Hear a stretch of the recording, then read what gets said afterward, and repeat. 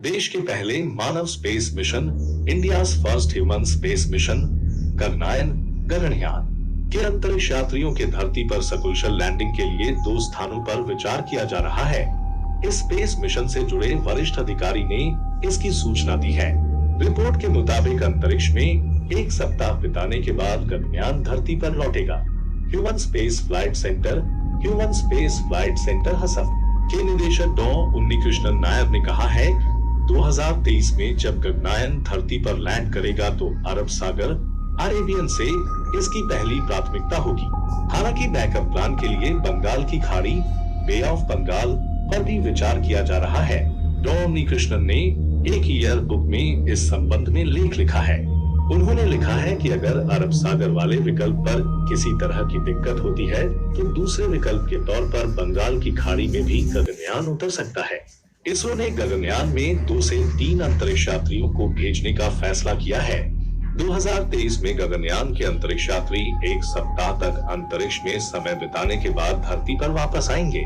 इसरो ने क्रू सदस्यों को गहरे समुद्र में 48 घंटे तक सुरक्षित रखने के लिए खास जीवन रक्षक किट तैयार की है। अभियान पूरा करने के बाद क्रू मॉड्यूल को भारतीय तट के पास अरब सागर में उतारा जाएगा। क्योंकि यह अपेक्षाकृत शांत है, इसलिए ये इसके लिए पहली पसंद है। हालांकि विकल्प के तौर पर बंगाल की खाड़ी पर भी विचार किया जा रहा है। इसरो ने सतत एवं सस्ते मानव अंतरिक्ष अभियानों के लिए 2019 में बेंगलुरु में HSFC की स्थापना की थी और गगनयान इसकी पहली परियोजना है।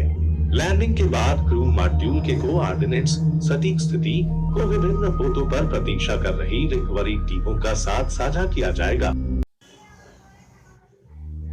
बेंगलुरु स्थित इसरो में human space flight centre HSFC के निदेशक डॉ उन्नीकृष्णन नायर ने ईयर बुक में लिखा है, गगनयान ऑर्बिटल मॉड्यूल OM धरती की कक्षा में 7800 मीटर प्रति सेकेंड वेग से चलेगा। गगनयान ऑर्बिटल मॉड्यूल के 2 हिस्से हैं।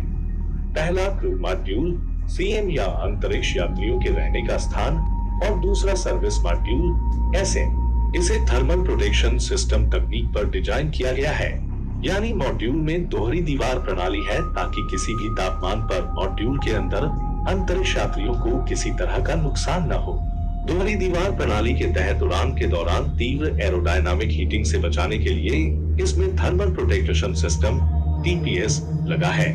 इस मॉड्यूल का वजन करीब 8000 किलोग्राम है। इस मॉड्यूल को जेसैल्वी इनके थर्ड व्हीकल रेसलव मकी व्हीकल से रवाना किया जाएगा। गगनयान के लिए 4 सदस्यों का चयन किया गया है, जिन्होंने 15 महीनों तक रूस में स्पेस फ्लाइट ट्रेनिंग लिया है। अब ये सदस्य बाकी का प्रशिक्षण बेंगलुरु में प्राप्त कर रहे हैं।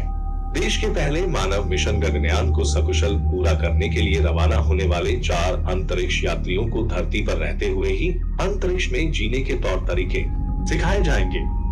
उन्हें रवानगी की सावधानियां, अंतरिक्ष में गुरुत्वाकर्षण के बिना रहना, वहां के विषम तापमान को सहना और वापसी में बचाव के गुर सिखाए जाएंगे।